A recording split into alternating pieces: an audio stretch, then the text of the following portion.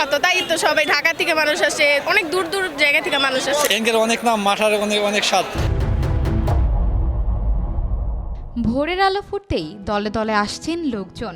টুঙ্গিবাড়ি উপজেলার আলদিবাজারে পৌষের কনকনে শীত আর কুয়াশা উপেক্ষা করে হুমড়ি খেয়ে পড়ছে মানুষ। কোনো পার্বণে একত্রিত হলেই যেন ভোরের কর্মসূচি আলদিতে। শীত উদযাপন আর আলদির মাঠা পান করা যেন এক উৎসবের রূপ নিয়েছে। আলদিবাজারে মাঠারে খ্যাতি ছড়িয়ে দিয়েছেন কমল ঘোষ। তার পরিচিতি এখন মাঠা কমল নামে। মাঠা বিক্রি করেন ৩৩ বছর ধরে। ১২ বছর বয়সে ১০ লিটার দুধের মাঠা বিক্রি শুরুর পর এখন প্রতিদিন বিক্রি করছেন মনে মনে। টঙ্গিবাড়ির এই মাঠাটা অনেক বিখ্যাত, বিশেষ করে যে কমল ঘোষ আঙ্কেলের। এটা মোটামুটি প্রতিনিয়ত এরকম ভিড় হয়। এই শুক্রবার বললে না, প্রত্যেক সব মানে দৈনিক মানে রেগুলার এরকম ভিড় হয়। অনেক দূর দূরান্তের লোক আসে, যেমন মোটামুটি ৬৪ জেলা থেকে লোক আসে। ঢাকা বলেন, দোহার বলেন, শ্রীনগর বলেন, আশেপাশে যে জেলা হচ্ছে ফরিদপুর। হ্যাঁ, আমাদের সাথে আরো কথা হয়েছিল যে ফরিদপুর থেকে আসছে, আশেপাশে আরো যারা লোক আছে, বুঝছেন। এখানের মাঠাটাকে বিখ্যাত। আমি তো ফার্স্ট টাইম এখানে আসা। আমরা নারায়ণগঞ্জ থেকে আসছি, ভোর ৫টা বাজে রওনা দিয়ে মাত্র এখানে পৌঁছেছি। এটা আলদিটা অনেক অন্য মানে নাম ডাক অনেক কিছু, তার জন্য মানে আমরা অনেক স্বাদ, এর জন্য আমরা ছুটে আসছি এই আলদির মাঠা খাওয়ার জন্য।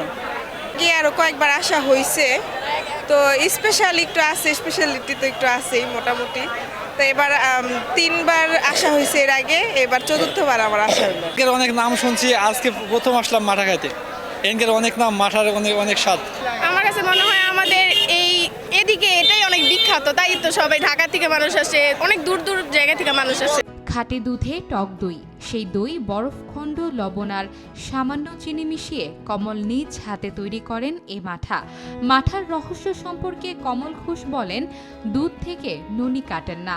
এছাড়া প্রাকৃতিকভাবে পালন করা গ্রামীণ গাভীর খাঁটি দুধ দিয়ে মাঠা তৈরি করায় মাঠা ঘন হয়।